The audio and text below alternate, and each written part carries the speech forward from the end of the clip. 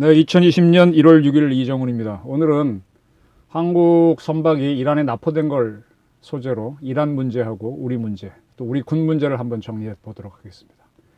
제목은 간단합니다. 우리의 스텔스 전투기 F-35A를 호르무즈로 파병하라. 빨리 파병하라. 국민 지키지 못하는 통수권자는 필요 없다. 이겁니다. 우선 이란에 대해 설명을 해드릴게요. 이번에 우리 선박을 납포한 이란 측을 이란군이라고 하지 않고 이란 혁명수비대라고 하지 않습니까?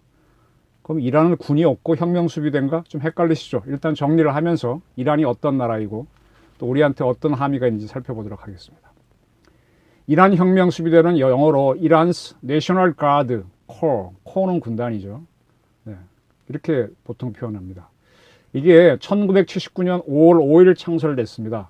그 직전에 이란에서는 팔레비 왕이 이끄는 왕정 국가였죠. 거기서 호메이니가 이끄는 세력들이 무슬림 혁명을 성공시켜서 팔레비를 쫓아내죠. 그리고 무슬림 나라를 만듭니다. 그리고 나서 자기네 혁명 체제를 지키기 위해서 만든 친위대가 이란 혁명 수비대입니다. 팔레비 왕조 때도 있었던 게 이란 군이거든요. 이란 군은 제가 조금 자신이 없는데 자료를 보니까 ARTESH 아테쉬라고 발음하는 것 같은데 그런 52만 명의 이란군은 별도로 있습니다. 이란군은 이란의 국경을 지키고 뭐 그런 일들을 주로 하고요. 그거는 과거부터 있던 이란군을 이어받은 겁니다. 그와 별도로 이슬람 체제, 무슬림 체제를 지키기 위해서 만든 게 이란 혁명 수비대입니다. 외국 세력이 이쪽이 이제 이슬람 정권으로 가고 있으니까 그 간섭하는 걸 차단하고 또 반무슬림 세력이 쿠데타를 일으키는 걸 방지하는 임무를 합니다. 우리로 얘기하면 기무사 기능 비슷한 거죠. 그 무슬림 혁명을 이끈 세력이 이란에서는 이슬람 최고 혁명위원회인데 그 혁명위원회가 만든 겁니다. 병력은 한 12만에서 19만으로 알려져 있고 육해공군이 있고 특수부대, 정보부대도 갖고 있습니다. 거의 정규군하고 비슷합니다. 정규군은 여기보다도 한 3배 이상 더 큰 52만 명이고요. 그리고 핵개발 등 이란의 국가사업에 깊이 관여하고 있습니다. 북한의 조선인민군이 여러 가지 사업을 하는 것처럼 이란 혁명수비대도 사업을 하고 있습니다. 북한 같은 공산국가에서는 공산군이 있죠. 북한은 인민군, 중국은 인민해방군이라고 합니다. 그러한 공산군은요, 중국, 그다음에 북한 공산당의 당의 군대이자 중국과 북한의 군대입니다. 두 가지 기능을 동시에 하고 있습니다. 무슨 말씀인지 알겠습니까? 당에도 우리나라도 뭐 더불어민주당이 있고 국민의힘이 있는데 거기에 군대를 만들 수 있어요. 만들면 안 되지만은 과거 중국에서는 국민당 정권 때 국민당군이 있었고 공산당 시절에 공산당군이 있었습니다. 그런 식으로 당의 군이 있는 거고 그와 별도로 국가의 군이 있는데 지금 북한과 중국은 하나의 군을 만들어서 공산당 군 겸 국가의 군으로 양쪽으로 사용하고 있습니다. 그래서 가끔씩은 공산주의 체제를 강요할 때는 조선인민군은 혁명무력이다 그렇게 주장을 하죠. 당의 군대란 뜻이고 또 어떨 때는 국가의 군이다 이렇게 두 군대로 주장합니다. 이란은 그렇게 하지 않고요. 아예 두 개의 군대를 만들었습니다. 자기 나라를 지키는 건 이란 군, 무슬림 체제를 지키는 건 이란 혁명 수비대 이렇게 두 개의 체제를 만들었는데 이와 비슷한 거는 과거 2차 대전 전에 독일의 나치가 독일군과 별도로 나치 친위대 SS를 만들었습니다. 거기도 무력을 처음에는 아주 사소한 무력이었지만 점점 더 굉장히 규모가 커졌죠. 그래서 그렇게 친위대로 보시면 됩니다. 나치 친위대로 보시면 됩니다. 보통 한 나라에는 한 개의 군조직이 있어야 된다는 게 정설인데 두 개의 군조직이 있으면 싸운다고 보거든요. 내전이 난다고 보는데 이란과 하고 과거의 나치는 지휘자가 같았기 때문에 두 개의 군조직이 있는 겁니다. 네, 그렇게 이해하시면 되겠고요. 기억하십니까? 2020년 1월 8일 정확히 거의 1년 전이네요. 테헤란에서 이륙했던 우크라이나 여객기가 갑자기 추락했습니다. 대공 미사일 맞고 그 미사일을 격추시킨 게 누굽니까? 바로 그 비행기를 격추시킨 게 누굽니까? 바로 이란 혁명수비대였습니다. 네, 난리가 났었죠. 이란 혁명수비대가 왜 그걸 격추시켰는가 하면 미국이 이스라엘이 공습을 하는 줄 알고 쫄아 있다가 오인을 한 거죠. 이란 혁명수비대에는 육해공군 외에 특수부대가 있다 그러는데 특수부대 중에 하나가 쿠드스입니다. 쿠드스.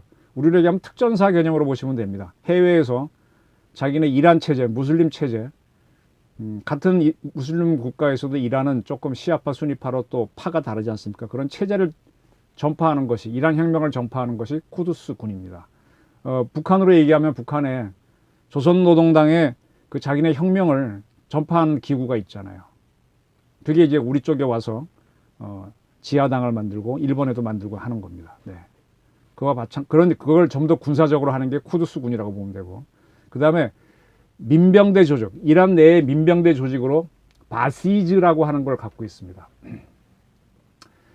먼저 쿠두스 설명부터 할게요. 아까 말씀드린 대로 해외의 친이란 세력을 구축하고 그들을 불러들여 교육을 시킵니다. 그리고 해외에서 활동하고 있는 반미, 반이슬람 세력을 지원합니다. 때문에 미국이 딱 찍어놓고, 이스라엘이 찍어놓고 있죠. 그래서 1년 전입니다. 작년 1월 3일 쿠두스군 부대사령관 솔레이마니가 한밤중에 비행기를 타고 이라크에 들어옵니다. 그걸 미국이 딱 알고 있다가 무인기에서 발사를 해갖고 정확하게 죽입니다. 그때 보게 되면 미국이 화약을 쓰지 않죠. 굉장히 센 쇳덩이 같은 걸 쏜 것 같습니다. 근데 차에 정확하게 맞으면서 그냥 팍팍 그냥 사라지게 되죠. 아주 핀포인트 어택, 정확하게 때려버립니다. 그러한 공격이 있은 직후 이란은 미국에 대한 보복을 선언했었죠.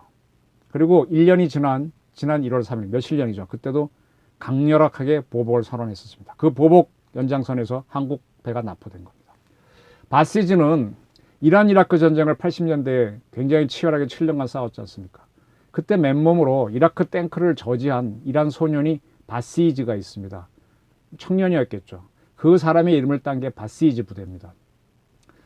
이란에도 경찰이 있어서 풍기문란과 치안을 하는데, 그들과 함께 이란 내부의 치안을 단속하고 풍기 단속을 하는 게 바시즈입니다. 그리고 매우 인원이 많아서 한 1200만 명으로 구성되어 있습니다. 이란 군보다 훨씬 크죠. 네. 이란 군이나 혁명 수비대에 가지 않거나 갔다 온 그러한 청년들로 구성되어 있습니다. 북한으로 얘기하면 북한 인민군 외에 노농저기군이라는 게 있죠. 네. 그런 걸로 보시면 좀 이해가 되겠습니다. 우리나라 같으면 예비군, 또는 옛날에 저희 고등학교 때 학도곡단이라고 있었는데, 대학교 때도 그 두 개를 합쳐놓은 것과 비슷한 걸로 보시면 됩니다. 이승만 정권 때는 서북청년단이라고 하는 게 있었죠. 그와 비슷하다고 볼 수도 있고요. 근데 분명히 차이점은 우리나라 예비군과 학도곡단은 유사시가 아니면 무장을 하지 않는데, 이들은 무장을 하고 있다는 차이입니다. 때문에 이 바시즈는 이란 내에서 반정부 시위가 일어나면 경찰이나 군과 더불어 출동해서 강력하게 제압을 합니다. 2009년에 이란 대통령 부정선거 시비가 일었을 때 이들이 나와갖고 시위대를 무참히 제압했고요. 2019년 11월 반정부 시위도 이들이 참여해서 진압했습니다. 때문에 이란 국민들은 민주화로 가지 못하고 있죠. 또 이런 일이 있었던 걸 기억하실 겁니다. 또 1년 전이네요. 아까 솔레이마니가 이라크에서 피살되고 나서 불과 한 2주도 안 지난 1월 22일입니다. 바시즈 민병대 사령관인 압둘 호세인 모자다미가 이란 서부에 있는 도시인 다르크 호빈 자택에서 오토바이를 타고 간 괴한들로부터 총격을 받아 사망했습니다. 네, 솔레이마니 쿠두스군 사령관도 피살되고 바디스 사령관도 사살됩니다. 그러나 둘 다 범인은 잡지 못했죠. 쿠두스군 사령관 솔레이마니 사살한 거는 미국이 자료를 공개했으니 미국이 했구나 하고 알지만, 이 바디스 사령관을 죽인 거는 아무도 모릅니다. 그리고 이런 일이 있었습니다.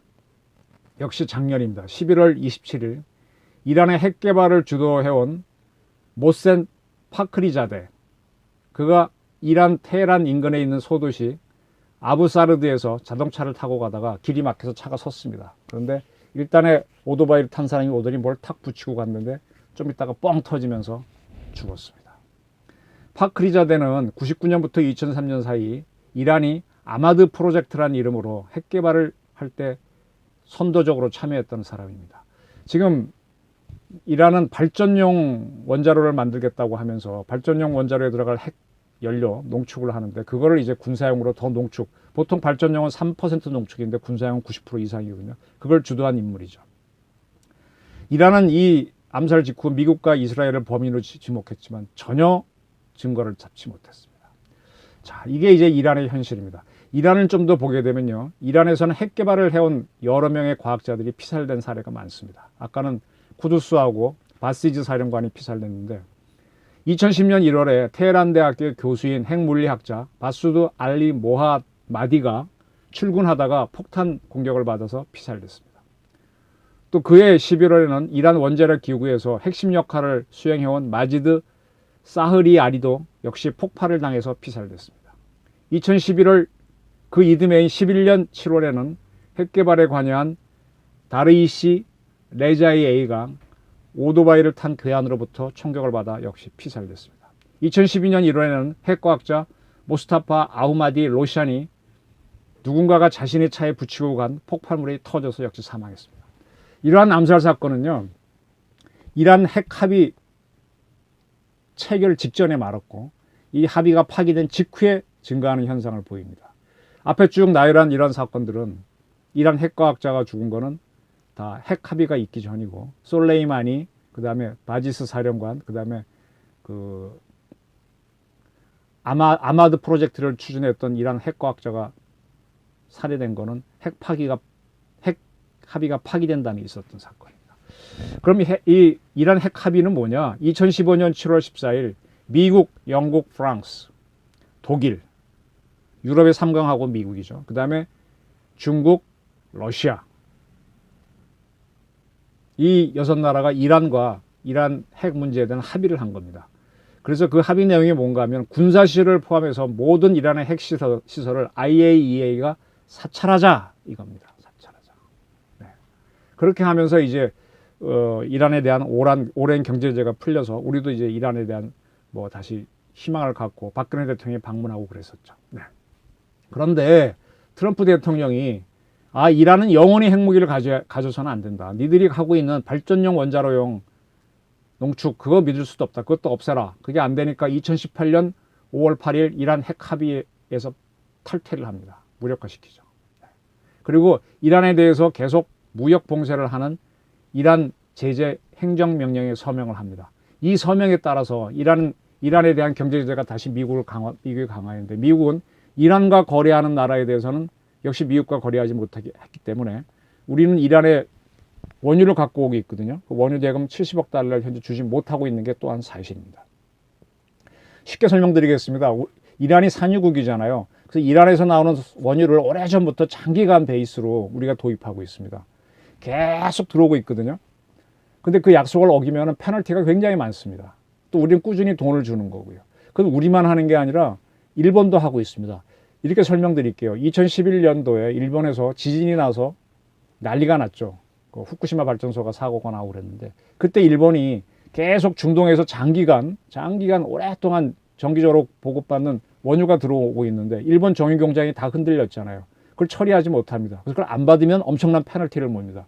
그래서 대한민국 정유회사한테 가장 가까이 있으니까 좀 대신 받아달라 그래서 우리가 일본으로 가는 원유를 받아갖고 그걸 정유를 해갖고 제품으로 만들어서 쩔쩔매고 있는 일본에 공급한 바 있습니다. 마찬가지로 우리도 이란으로부터 장기 베이스로 이제 원유를 공급받고 있는데, 거기에 따라 계속 지금 뭐 미국이 이런 제재를 했다 그래서 그걸 끊게 되면 페널티가 많으니까 어쩔 수 그러니까 이제 그래서 계속 거래를 하는 건데 돈을 못 주는 거죠. 이게 이제 이란이 상당히 불만이었던 모양입니다. 이제 어쨌든 이런 사태에서 이제 미국이 합의를 깨고 난 다음에 쿠두스 사령관, 바스지 사령관, 핵과학자를 차례로 암살을 한 걸로 보입니다. 네, 그 중에 확실한 건 미국이 한 건 쿠두스 사령관 암살이죠. 남북한과 이란 관계를 설명드릴게요. 우리는 박정희 대통령 시절인 1970년대에 팔레비 왕이 이끄는 이란과 매우 사이가 좋았습니다. 그래서 그 시절에 양국의 수도에 각자의 수도 이름을 딴 도로를 만들었습니다. 지금 서울 강남에 가면 가장 땅값 비싼 동네가 테헤란로 주변이잖아요. 그때 이란의 수도인 테헤란 이름을 따서 테헤란로를 명명했고, 이란 테헤란에는 역시 서울로가 있습니다. 서울로는 별 볼 일 없습니다. 북한은 73년도에 이란과 수교 한결로 알려졌는데, 그때는 우리한테 밀려 쩔쩔매다가 79년도 무슬림 혁명이 일어난 이후에 이 무슬림 정권이 이제 반미애적이었군요. 그러니까 친북으로 기울어서 아주 둘이 가까워졌죠. 또 이란 이라크 전쟁이 80년대 할 때 북한이 아주 이란을 적극적으로 지원했습니다. 군사적으로 많이 지원했죠. 그리고 2018년 1월 17일 북한과 이란은 교육, 문화 등 여러 분야에서 협조하는 양해 문서를 체결한 적이 있고요. 그리고 핵에 대한 협조가 매우 많습니다. 북한이 6차례 핵실험을 했는데 3차 핵실험을 할 때는 이란의 핵과학자가 풍계리에 와서 참관했다는 보도가 있었습니다. 미사일 협조, 양국 간의 협조는 가히 동맹 수준입니다. 이란은 북한의 노동 미사일을 토대로 샤하부 미사일, 무스단 미사일 기반으로 호람샤흐르 미사일을 개발해서 IRBM을 갖고 있죠. 그리고 저도 만난 적이 있는데 이란에 가가지고 북한 미사일 사업을 하던 사업자가 우리로 탈북해 온 사람이 있습니다. 할아버지였는데 제가 만났었습니다. 많이 얘기 들었는데 지금 돌아가셨죠. 네. 북한과 이스라엘의 미사일 커넥션은 대단합니다. 현재 이란은 가리드급이라고 하는 열 몇 척 정도, 8척인가요? 소형 잠수정을 갖고 있는데 그것이 바로 2010년 우리를 깜짝 놀라게 했던 천안함을 격침시켰던 어뢰를 쐈던 연어급 잠수정입니다. 연어급 잠수정을 갖고 가서 그들은 가리드급이라고 하는 겁니다. 네. 북한과 이란의 커넥션을 아시겠죠. 자, 중동에 있는 반미 세력은 미국을 압박할 때, 미국이 움직이면 한국이 되게 동맹국으로 따라가니까 미국을 압박할 때 미국을 흔들기 위해서 한국을 봉오로 잡는 경향이 있습니다. 문재인 정부처럼 노무현 정부도 반미를 하면서 질질 끌려가면서 이제 미국과 같이 갔는데 그 미국이 9.11 테러를 당한 다음에 이라크 프리덤 워하고 작전을 시작하지 않습니까? 이라크를 침략합니다. 그때 한국이 파병을 하느냐 마느냐 논란을 하다가 자이툰 부대를 파병하는 쪽으로 결정을 내립니다. 그때 저는 이제 많은 정보 활동하는 분으로부터 북한이 이라크의 반미 세력을 움직여서 한국인에 대한 테러를 할 것이다. 거기에 대비를 해야 된다는 얘기를 참 많이 들었는데 그리고 나서 얼마 안 있다가 바그다드에서 선교 활동을 겸하면서 가나 무역의 직원으로 이제 생필품 공급업을 하던 김선일 씨가 그 세력에 체포가 됩니다. 끌려갑니다. 그리고 얼마 후에 참수를 당하죠. 아주 참 아픈 사건이 일어났습니다. 그때 대한민국이 노무현 정권이 꼼짝을 못했습니다. 저는 그때 생각이 대한민국 특수전 부대를 좀 보내라. 보내서 미군 특수전 부대하고 같이 어떻게 작전이라도 해봐라. 아니 무력 시위라도 해봐라 하길 바랬는데 꼼짝 못했습니다. 꼼짝 못하고 당했고 나중에 이제 자이툰 부대가 가긴 했지만 갈 때 굉장히 긴장해서 갔었거든요. 그런 일이 있었습니다. 2004년입니다. 그래서 지금 한국 선박 납포한 게 지금 비슷한 상황이 아니냐 그렇게 보는 겁니다. 문재인 정권이 노무현 정권처럼 뭐 그때랑 똑같이 따라하는 정권이니까 꼼짝 못하면 이건 안 된다. 문재인 정권을 위해서가 아니라 대한민국을 위해서는 안 된다는 게 주장입니다. 참고로 이란이 한국 선박을 납포할 때 미국은 호르무즈 해협에 나가 작전했던 니미츠 항공모함을 불러들였었습니다. 약간 이제 힘의 공백에 빠지는 틈을 이용해서 한국 국적 선박임을 알고 잡은 거죠. 이거는 북한의 사주가 있었다고 저는 봅니다. 증거는 없지만 김선일 사건 등 늘 보면 그런 게 있었기 때문입니다. 지금 이란과 북한의 공통점은 코로나 때문에 굉장히 고통받고 있어요. 코로나가 많이 퍼진 나라가 친중 국가가 많았습니다. 초기부터 이란이 굉장히 많았고요. 중국과 가까운 한국도 많았었고. 근데 우리는 이제 K방향으로 잘 막았었죠. 지금 그러다 보니까 지금 이 나라들은 돈이 없어갖고 우리는 뭐 파이자나 뭐 모더나 아스트라제네카 다 사겠다고 막 돈이 있으니까 덤비는데 이란하고 이쪽은 북한은 없잖아요. 그래서 제가 어제 말씀드렸던 가비 국제 백신 무슨 위원회에서 선진국 돈을 받아서 지원하기로 한 그런 프로그램에 신청서를 해서 좀 달라 백신 좀 달라. 근데 당장 들어오진 않죠. 그런 상황입니다. 이란도 마찬가지입니다. 근데 한국으로부터 못 받고 있는 70억 달러를 받으면 좀 더 빨리 구입할 수 있겠죠. 그래서 이렇게 했을 가능성이 높다는 겁니다. 그리고 참고로 미국이 사살한 술레이마니는 중국과 많은 사업을 해온 걸로 알려져 있습니다. 중국, 이란, 북한 커넥션을 의심해야 되고요. 또 그런 것들이 코로나를 퍼뜨린데 대한민국에 코로나가 빨리 들어오게 된 것도 북한 요선도 한번 봐야 됩니다. 자, 이렇게 우리 한국 선박이 납포되자 청해부대 소속 최영함을 급파했습니다.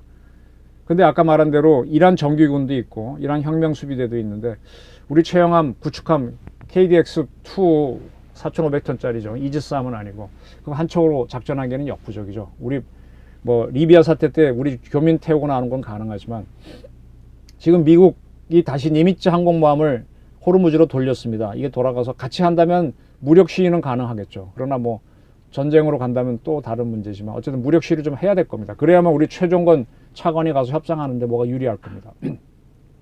그래서 이 외교를 하려면 반드시 군사력의 지원이 있어야 되는데 군사력의 무력 시위를 하고 겁을 줘야만 외교를 세게 하잖아요. 이걸 하기 위해서 저는 대한민국이 갖고 있는 전력을 활용하라는 게 저희 주장입니다. 아까 스텔스기를 파병하라고 그랬는데 대한민국 최고의 신속 배치구는 공군입니다. 물론 미사일 부대도 있지만 공군이 더 멀리 갈 수 있거든요. 지금 우리나라는 2019년 3월부터 F-35A를 도입하고 있습니다. 그리고 전해인 2018년 11월부터는 공중급유기를 도입하고 있습니다. A330. 그리고 피스아이 경보기는 4대를 이미 보유하고 있습니다.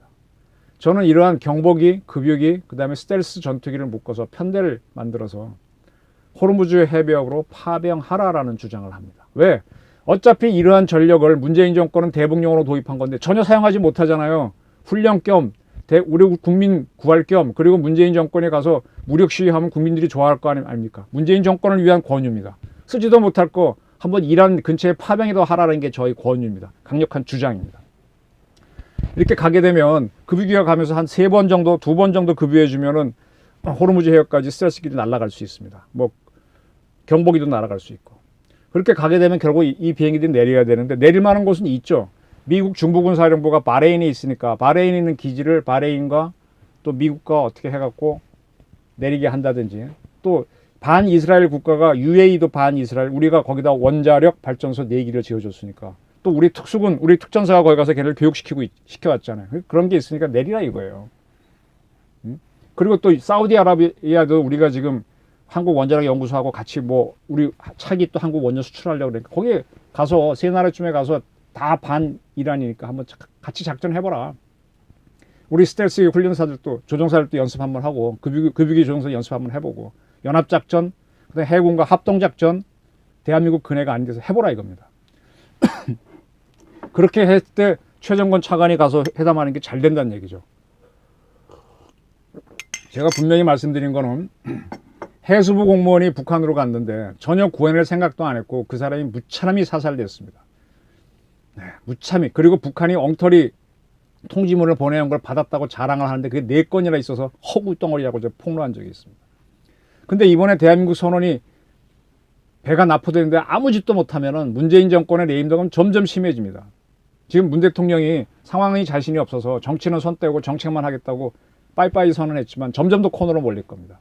이러할 때 우리 이명박 정부도 쩔쩔매다가 천안함 당하고 연평도 다 쩔쩔매다가 아덴만 때 성공하니까 기준 폈잖아요. 마찬가지로 문재인 대통령도 우리 공군의 이런 스텔스기, 급유기, 경보기 편대를 보내서 UAE나 바레인, 미군과 연합작전 한번 하라고 하십시오. 네? 최영환과 더불어. 이래야 우리 국민들이 기준 피지. 그리고 북한이 문재인 대통령을 얕보지 않습니다. 이건 대통령이, 통수권자인 문 대통령이 이런 결정을 내리지 못한다면 그는 대통령 자격이 없습니다. 통수권 자격이 없는 사람이라고 저는 봅니다. 이란을 거칠게 다뤄야만 이번에 북한이 8차 당대회에서 경제 실패를 자인했습니다. 네, 훨씬 더 솔직하게 문 대통령보다 더 솔직하게 경제 실패를 자인했는데 이 실패를 많이 하게 돼서 앞으로 문재인 정권을 험하게 다룰 수 있습니다. 근데 그런 북한을 우리가 제대로 딱 잡고 대화로 나오게 하려면은 이란을 상대로 한번 무력 시위를 해야 된다고 저는 봅니다. 그렇게 하지 못하면 북한은 문재인 대통령은, 문재인 정권은 호구구나 하고 아주 세게 다룰 거라고 봅니다. 무슨 말인지 아시겠습니까? 기싸움에서 지는 겁니다. 만만한 정권이 북한이 안 되려면 이란에 대해서 한국군을 파병하라는 겁니다. 자, 이러한 편대 파병을 문 대통령이 할 수 있을까? 그렇게 하게 되면은 뭐 작전권 전환한다고 막 떠드는데 한미연합, 한미동맹 문제가 없다 그러는데 이렇게 보내야 문제가 없는 겁니다. 그 반대면 문제가 많은 거고요. 그래야 또 북한 핵 폐기를 위해서 문 대통령이 노력하는구나 하고 이해가 되는 거고요. 지금 갖고 있고 막 감추고 있는 F-35 쓸모없는 거잖아요. 쓸모없는 거 왜 이렇게 갖고 있으려고 그래요, 문재인 정부는. 이럴 때 한번 쓰라 이겁니다. 제 제안이 이렇습니다. 이렇게 해서 뭐 어떻게 돼서 협상이 끌고 딱 됐을 때 우리 비행기에 태우고 우리 급유기에 태우고 오면 되잖아요. 급유기 윗부분은 수송기 기능이니까 딱 서선 태우고 오고 배는 우리 최영함이 호위해서 오고 국민들이 얼마나 좋아하겠습니까? 제가 문재인 대통령, 문재인 정부를 위한 중요한 꿀팁을 드렸습니다. 감사합니다.